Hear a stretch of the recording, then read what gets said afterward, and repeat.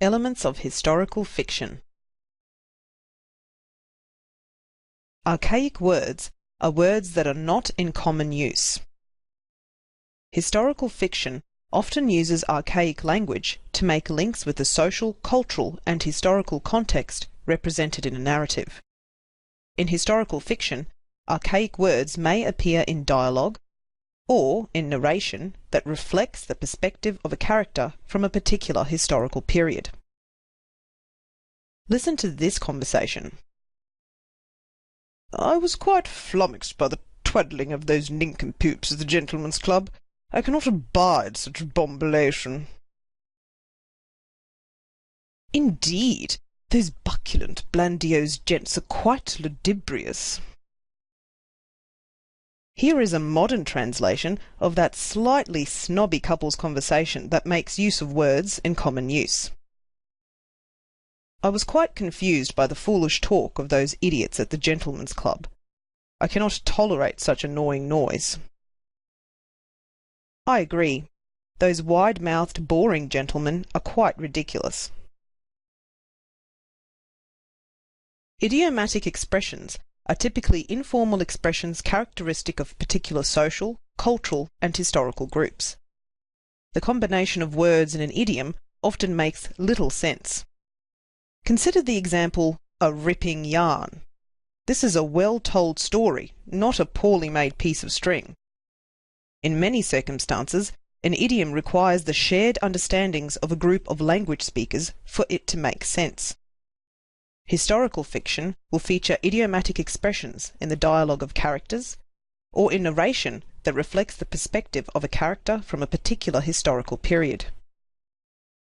What are the three men discussing? Gentlemen, it appears we are flogging a dead horse.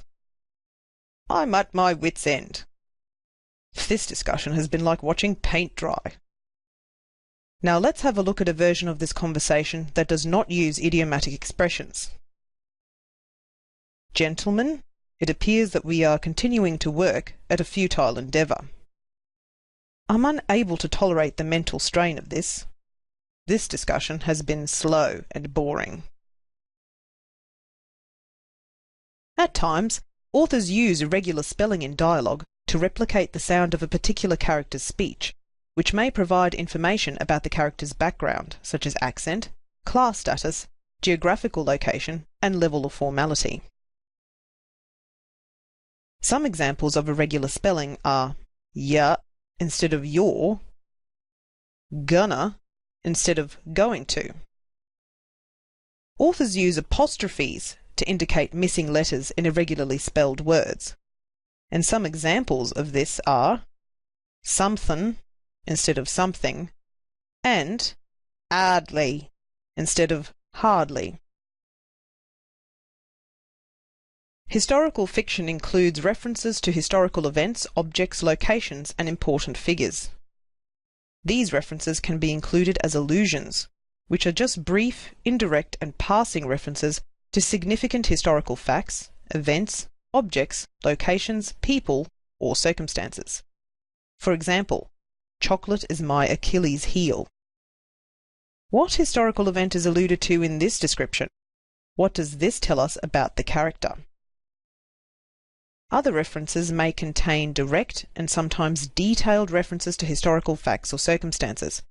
For example, pause the video and read the text in the box.